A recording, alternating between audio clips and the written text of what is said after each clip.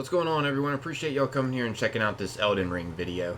In this one I'm going to be showing y'all how to fight the Bell-Bearing Hunter, which is a secret boss located at the Warmaster's shack. If you find this video enjoyable, consider taking a little bit of your time and leaving a like on it. The support is greatly appreciated. But yeah, let's go ahead and get into this. First things first, we're going to have to make our way over to the Warmaster's shack, which is a lonely shack in the woods here. Once we arrive, we will find Knight Bernahl in this shack. Now this is where the secret boss will spawn at. However, in order for it to spawn, we're going to have to talk to this knight first and then come back here at nightfall. For some reason, this boss only spawns at night. However, we have to talk to the knight first. So if you come here for your first time and it's night out, the knight will still just be here. The hidden boss won't spawn yet, which I think is awesome. This game is filled with loads of secrets. Makes me wonder if there's anything else out there to discover that involves the time of day. I'm sure there are plenty more out there to be discovered. After all, the game's only been out for a day now. But yeah, anyways, when you first go here and talk to Knight Bernahl, you're going to get these dialogue options to pop up. It doesn't matter which option you choose here, you'll still be able to fight this boss, and the knight will still be cool with you, either way you choose. All that'll be different is you'll hear him say something different with each option. That's it. And keep in mind, he does sell skill moves too, if you're interested in any of that. Makes me wonder why this boss spawns exactly where he is. Is he trying to get us to buy the Ash of War stuff? Like, did you die? Well, don't worry, I got what you need to beat him. You know what I'm saying? But yeah, it's kind of ironic. Like, where does this guy go to? He just vanishes, and all of a sudden, when you go into his shack to look for him, this giant thing spawns out of nowhere and starts attacking us. And then he's back the next day. Like, where did you go, man? Speaking of that thing, anyways, now let's go ahead and get it to spawn. All we're gonna have to do is, once we're done talking to the knight, just come back here at night. Actually, we can just use the site of grace that's right outside of the shack here to make it nightfall, even if it's already nighttime like you're seeing currently in my gameplay. The goal is to just go through a loading screen or just get away from this area so the boss will be able to spawn and the knight will disappear. Now sometimes the knight will still be here.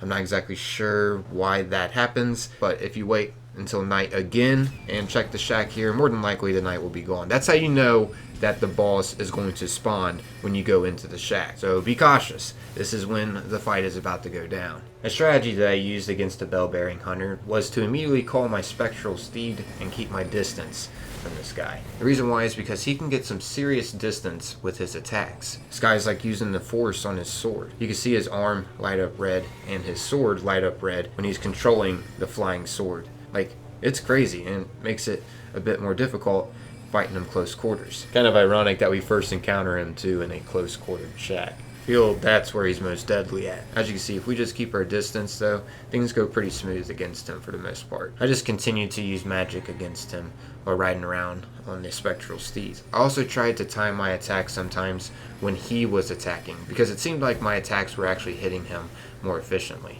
Another tip that really helped me out against him was to not have any healing potions on me and just have pure FP potions. The reason why is because how quick this guy already takes me out. He's able to take me down with just a few hits. So yeah, I decided to just have FP potions and just worry about him not attacking me and keeping my distance from him while just continuing to use magic on him. And since I was so stocked on FP potions, I was able to keep this tactic up to defeat him.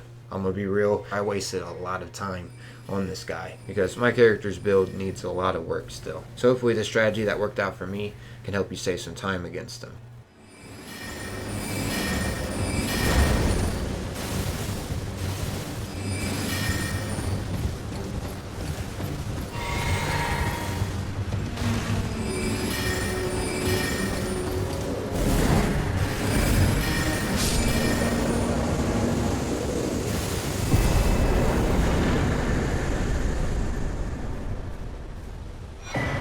But yeah, as you can see, for defeating him, we get 2,700 runes and the Bone Peddler's Bell Bearing, which we need to take this to the Twin Maiden Husk. And these ladies are located over at the Table of Lost Grace. Once over here from the round table, you just want to go down this corridor, and this way will lead to the twins. We can find them both right here.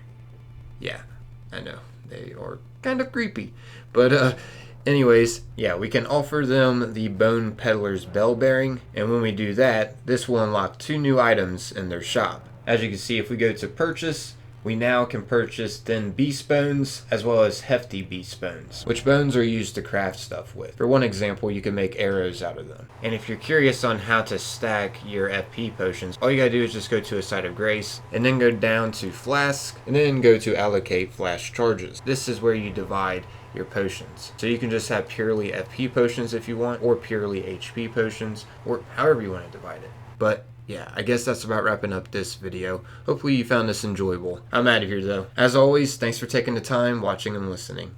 Peace.